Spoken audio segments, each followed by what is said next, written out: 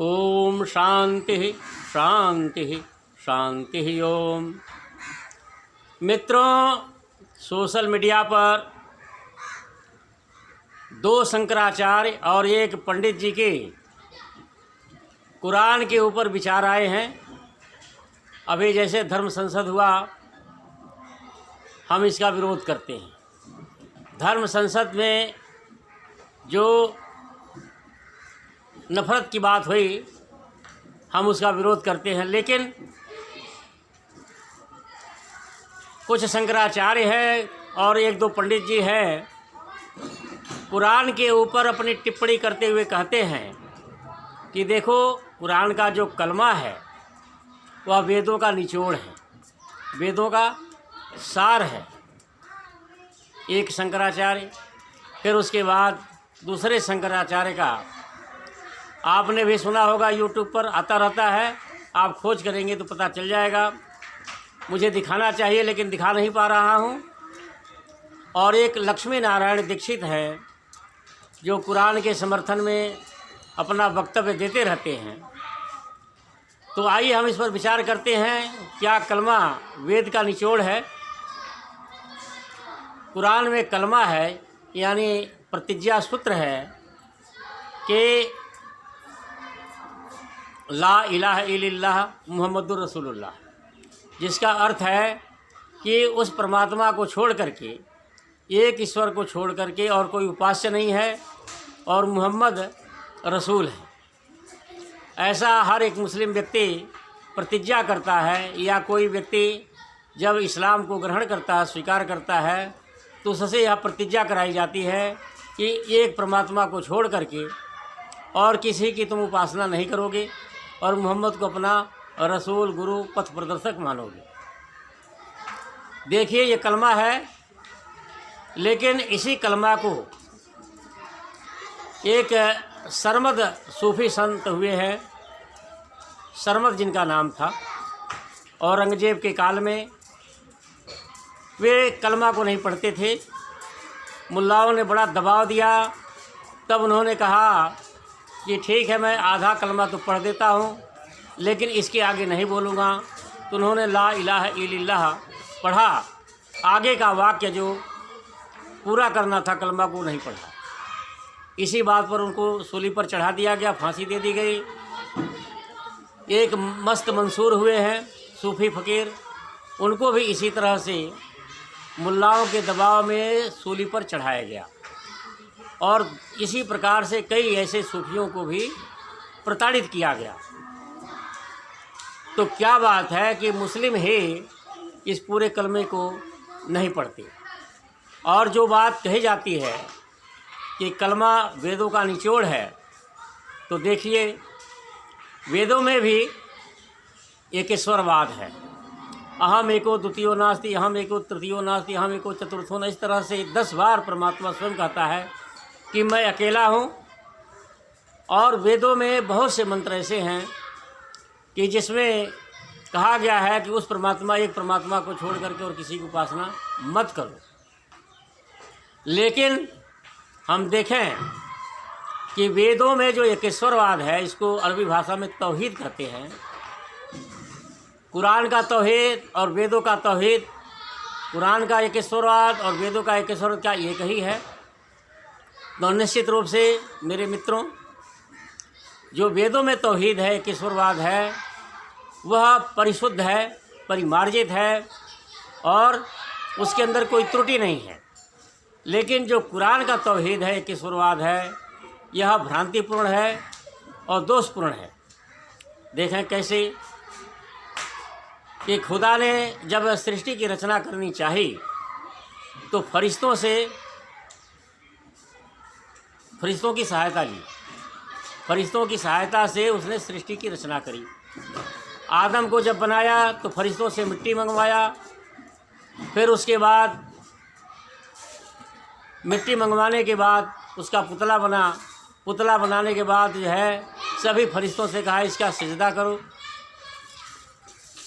तो सभी फरिश्तों ने सिजदा किया, लेकिन इब्लीस जो अब जिसको शैतान कहा जाता है, पहले यह फरिश्ता था, और इसके बारे में कहते हैं कि दुनिया में कोई ऐसी जगह नहीं थी जहाँ पर इसने खुदा के सजदे न किए हों।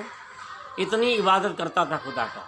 तो जब उससे भी कहा गया कि तुम जो है इस पुतले का सजदा करो, तब इब्लीस ने मना कर दिया। कहा मैं आग से बना हूँ, यह मिट्टी से बना है, मैं इससे श्रेष्ठ हूँ और मैं सिवाय खुदा के और किसी की उपासना नहीं करता, न मैं किसी के सामने नहीं झुकता, सजदा नहीं करूँगा। अब इस बात को लेकर के उस इब्लीस को खुदा ने अपने दरबार से निकाल दिया। अब जो है वह फरिश्ता इस बात को लेकर के खिन्न हुआ और उसने कहा कि ठीक है, हे खुदा तूने मुझे निकाल दिया, अब मैं जो है तुम्हारे बंदों को भटकाऊंगा। और वही इब्लीस, इनकी मान्यता है कुरान के अनुसार कि वही इब्लीस लोगों को भटकाता है, इसीलिए मनुष्य गलत काम करता है। अब बताइए कि पहले खुदा ने, अब ये पूछना चाहिए कि क्या ये कलमा पहले भी था, तो कहेंगे हाँ कलमा पहले भी था। सर्वकालिक कलमा है, तो सर्वकालिक जब कलमा है तब खुदा ने फरिश्तों से क्यों कहा इस पुतले का सजदा करो? एक तो गलती खुदा ने यह करी, और दूसरे जब इब्लीस ने भी संकल्प किया था, प्रतिज्ञा किया था कि मैं सिवाय खुदा के और किसी की उपासना नहीं करूंगा, किसी के सामने सिर नहीं झुकाऊंगा, तो वह तो बिल्कुल सत्य मार्ग पर था, सत्यवादी था, न्यायपूर्वक उसकी बात थी। खुदा की ही गलती थी कि पहले तो संकल्प करवाया कि सिवाय खुदा के और किसी की उपासना नहीं करना, फिर यह कहता नहीं तुम जो है पुतले का सजदा करो। फिर जब उसने इनकार कर दिया तो उसी को जो है उसको लानत भेज दी और उस वह जो शैतान बन गया। तो सारी गलती तो यहाँ खुदा की दिखती है। और अब यहाँ पर तौहीद कहाँ रह जाता है? अगर तौहीद है सिवाय एक ईश्वर के और किसी की उपासना नहीं करनी चाहिए, तो खुदा ने पुतले का सजदा क्यों करवाया? यहाँ तौहीद तो फेल हो जाता है। और दूसरी बात, कलमा में जो एक ईश्वरवाद की बात करते हैं, तो वह खुदा, कुरान का खुदा जो है सर्वशक्तिमान नहीं है। हालांकि ये कहते हैं सर्वशक्तिमान का अर्थ ये करते हैं कि वह जो चाहे सो करे, लेकिन सर्वशक्तिमान का यह अर्थ नहीं होता है। सर्वशक्तिमान का यह अर्थ होता है कि परमात्मा अपने कार्य में, जो उसके कार्य हैं, अपने कार्य में किसी से सहायता नहीं लेता, वह उसको करने में पूर्ण रूप से समर्थ है। सृष्टि करने में, पालन पोषण करने में और विनाश करने में परमात्मा पूर्ण रूप से समर्थ है। न्याय करने में पूर्ण रूप से समर्थ है, दंड देने में पूर्ण रूप से समर्थ है, सृष्टि करने में पूर्ण रूप से समर्थ है, सारी व्यवस्था बनाने में पूर्ण रूप से समर्थ है। परमात्मा की व्यवस्था, परमात्मा का नियम जर्रे जर्रे में है, कण कण में है, सर्वत्र जो है परमात्मा की व्यवस्था दिखाई देती है। वह बिना किसी की सहायता के वह अपना कार्य कर लेता है। सर्वशक्तिमान का अर्थ ये है। तो फिर ये कहते हैं कि नहीं, देखो जिस प्रकार से एक राजा होता है, सबल होता है, सशक्त होता है, लेकिन उसके साथ कई मंत्री होते हैं। लेकिन मेरे मित्रों, यह बात वहाँ घटती है एक देशी और अल्प शक्ति वाले के साथ घटती है। राजा एक देशी होता है, अल्पज्ञ होता है, अल्प शक्ति वाला होता है, सीमित होता है, उसके लिए किसी की सहायता की आवश्यकता होती है। लेकिन परमात्मा तो सर्वशक्तिमान है, सर्वत्र है, सर्वज्ञ है, तो उसको किसी की सहायता की क्या आवश्यकता है? तो जब परमात्मा इस प्रकार का है, तो परमात्मा को फरिश्तों की आवश्यकता क्यों पड़ी? परमात्मा अपने कार्य फरिश्तों से क्यों करवाता है? तो निश्चित रूप से इससे सिद्ध होता है कि कुरान का खुदा सर्वशक्तिमान भी नहीं है, लेकिन ये कहते हैं कि नहीं, जो चाहे सो करे, जो करना चाहे, जो हर काम कर सकता है, उल्टे काम भी कर सकता है। इसी संबंध में एक मुझे घटना याद पड़ी कि एक बार आर्य समाज के विद्वान से और एक मौलवी से शास्त्रार्थ हो रहा था। बड़ी लंबा लंबा शास्त्रार्थ हुआ। मौलवी बार बार कहता था, मानता नहीं था, स्वीकार नहीं करता। तब आर्य समाजी विद्वान ने अपनी बुद्धि का प्रयोग किया, वितंडावाद अपनाया, क्योंकि कुतार्किक के सामने वितंडावाद ही लेकर के चलना पड़ता है। तो उसने कहा, अच्छा बताओ, तुम्हारा खुदा जब सर्वशक्तिमान है, जो चाहे सो करे, तो क्या तुम्हारा खुदा एक ऐसा पहाड़ बना सकता है जिसको खुद न उठा सके? यानी उसको ऐसा एक पहाड़ बनाना है कि जिसको खुद न उठा सके। अब मौलवी चक्कर में पड़ गए कि एक ऐसा पहाड़ बना सकता है। अगर पहाड़ बना सकता है तो वहाँ तो समर्थ हो गया, लेकिन ऐसा पहाड़ बनाना जिसको खुद न उठा सके, तो अगर उठा भी नहीं सकता तब भी असमर्थ हो गया, और नहीं बना सकता तब भी असमर्थ हो गया। तो मेरे मित्रों, सर्वशक्तिमान का अर्थ होता है कि परमात्मा अपनी व्यवस्था में, अपने नियम में, अपने कार्य में बिना किसी की सहायता के वह समर्थ है। इसको कहते हैं सर्वशक्तिमान। तो कुरान का खुदा, न तो कुरान में तौहीद सिद्ध होता है, जितना है उतना अच्छा है, हम इसका श्रेष्ठतम नहीं, श्रेष्ठतर नहीं, श्रेष्ठ तो है। जो देवी देवताओं की पूजा करते हैं, जो खुदा को, ईश्वर को, परमात्मा को छोड़ करके बाकी सारी चीज़ की पूजा करते हैं, नदियों की पूजा करते हैं, पहाड़ों की पूजा करते हैं, वृक्षों की पूजा करते हैं, घास की, दूब की, पशुओं की पूजा करते हैं, सिवाय परमात्मा को छोड़कर। संसार में ऐसे बहुत लोग हैं जो परमात्मा को छोड़ करके सबकी पूजा करते हैं, लेकिन परमात्मा की नहीं करते। लेकिन उन लोगों से तो कुरान का तौहीद अच्छा है, लेकिन श्रेष्ठतम नहीं, श्रेष्ठ है, श्रेष्ठतर भी नहीं। तो कुरान का तौहीद और वेदों का तौहीद बहुत अंतर है। एक ईश्वरवाद जो वेदों में है, उस प्रकार का उतना श्रेष्ठतम कुरान में नहीं है। और मेरे मित्रों, देखो, बहुत से समझदार बुद्धिमान सूफियों ने आधा कलमा तो पढ़ा, लेकिन पूरा कलमा नहीं पढ़ा। ये इतिहास है। सूफी सरमद कोई को जो है इसी बात को लेकर के सूली पर चढ़ा दिया। तो उन्होंने क्यों नहीं पढ़ा? क्योंकि पूर्ण रूप से वो कुरान को नहीं मानते थे, इस्लाम को नहीं मानते थे। इसीलिए कठमुल्लाओं ने उनको सूली पर, उनको दंड दिलवाया, सूली पर चढ़वाया। तो मेरे मित्रों, जो बात ये कही जाती है कि वेदों का निचोड़ ऐसे कहते हैं, आश्चर्य होता है कि इतने बड़े पद पर पहुंच करके और ऐसी बात आप जो समन्वय की, शांति की, भाईचारा की जो बात करते हैं, बहुत अच्छी बात है, लेकिन इतना असत्य बात का सहारा नहीं लेना चाहिए, असत्य का पक्ष नहीं लेना चाहिए, असत्य का प्रचार नहीं करना चाहिए। जो बातें कर रहे हैं कि वेदों का, देखो, वेदों का निचोड़ एक कलमे में रख दिया मोहम्मद साहब ने, बड़े आश्चर्य की बात है। अरे ये केशरवाद यही भारत से गया है और वेदों से ही गया है, लेकिन अधूरा है। मैंने सिद्ध कर दिया कि कुरान का तौहीद यानी ये केशरवाद यह अधूरा है, क्योंकि परमात्मा, इनका खुदा सृष्टि की रचना करने में फरिश्तों की सहायता लेता है, हर कार्य को संपादन में फरिश्ते इसकी सहायता करते हैं। और एक ईश्वर की उपासना जब सिद्धांत है, तो खुदा ने क्यों जो है आदम के पुतले का सजदा करवाया?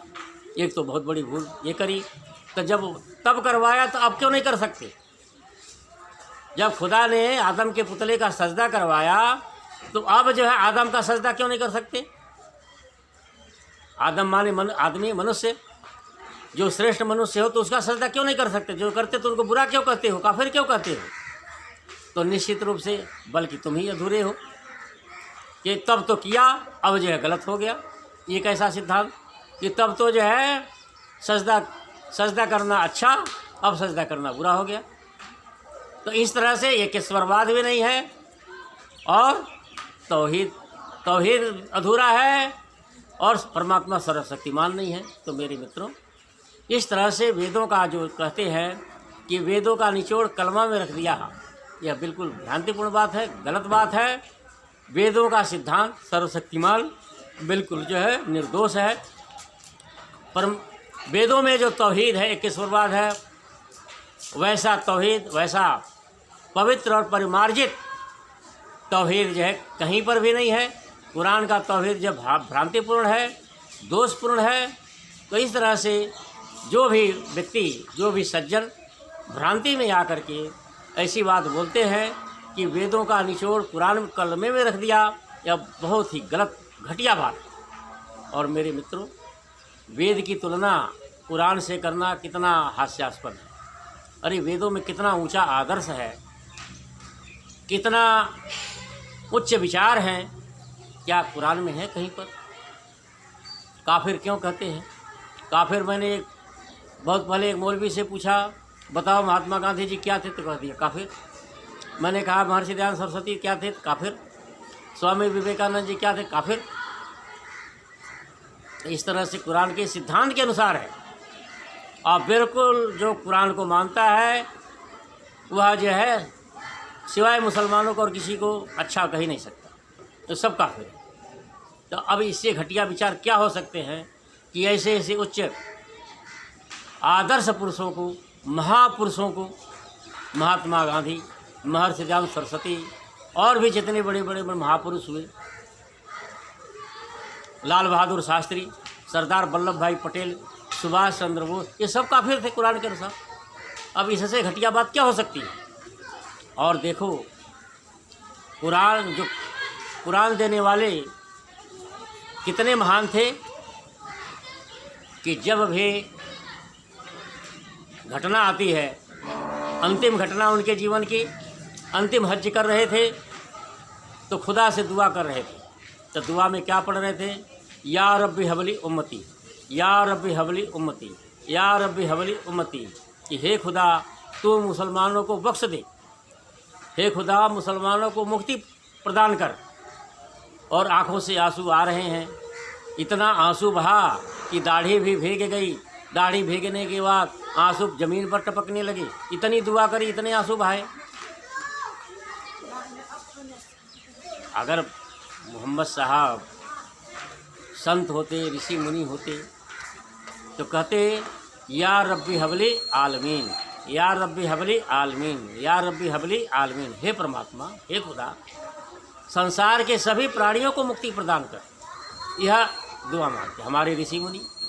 देखो जो वेदों का मानने वाले हैं, चाहे ऋषि मुनि हो चाहे हम भी, एक सामान्य वेदों का मानने वाला एक सामान्य व्यक्ति भी कभी नहीं कह सकता कि हे खुदा, हे ईश्वर, हे परमात्मा भारतीयों को बख्श दे, हिंदुओं को बख्श दे, आर्यों को बख्श दे। कभी नहीं करता। अगर करता है तो उसकी प्रार्थना झूठी, वेद के अनुसार उसकी प्रार्थना झूठी, चाहे भले ही दिल से न मानता हो, लेकिन सिद्धांततः वह पाठ करता है ओम देव शांतिरंतरिक्षम शांति पृथ्वी शांतिरापः शांतिरोषधयः शांति। हे परमात्मा शांति कीजिए प्रभु त्रिभुवन में, कि हे परमात्मा तीनों लोक में शांति कीजिए। बताओ, कभी नहीं कहता भारत में शांति हो। ये भी नहीं कहता कि केवल पृथ्वी पर शांति है, कहता तीनों लोक में शांति हो। बताओ, इतने इससे ऊंचा आदर्श क्या हो सकता है? जो वेदों में ऊंचा आदर्श है, क्या कुरान में है? कुरान कहीं वेदों के सामने टिकता है?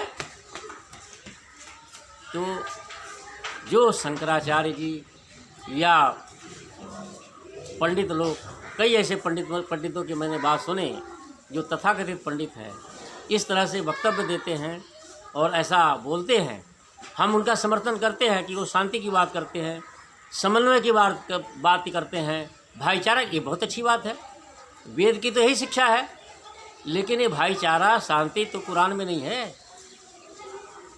कुरान में हो तब तो करो, कुरान में तो काफिर काफिर काफिर काफिर, इससे ज़्यादा क्या है? जरा किसी मौलाना से उसके दिल पर कह दो, अगर मेरी बात पर विश्वास नहीं तो आप जाओ किसी मौलाना को कसम दे दो कि तू कसम खा मोहम्मद की, कसम खा खुदा की, कसम खा कुरान की, और ये बता दे कि गैर मुसलमान काफिर है कि नहीं है, इनका ठिकाना जहन्नम है कि नहीं है। क्या ऐसे कसम दिला तुम तुरंत है दुनिया के सारे मौलवी यही कहेंगे कि सभी गैर मुस्लिम काफिर हैं, चाहे कितना अच्छा हो, कितना महान हो, कितना त्यागी तपस्वी हो, उनका ठिकाना जहन्नम है। ये कुरान का सिद्धांत। तो भाईचारा अच्छी बात है, संबंध में भाईचारा शांति की बात बहुत अच्छी है, सबके बीच होना चाहिए। लेकिन यह कहना कि वेदों का निचोड़ है, ये बहुत घटिया बात है। मेरे मित्रों, हमें ऐसे लोगों से सावधान रहना चाहिए, इनकी बातों पर नहीं आना चाहिए। हाँ, इनकी बात निश्चित रूप से मैं स्वीकार करता हूँ, समर्थन करता हूँ कि जो भाईचारा शांति की बात करते हैं वह बिल्कुल ठीक है। इतनी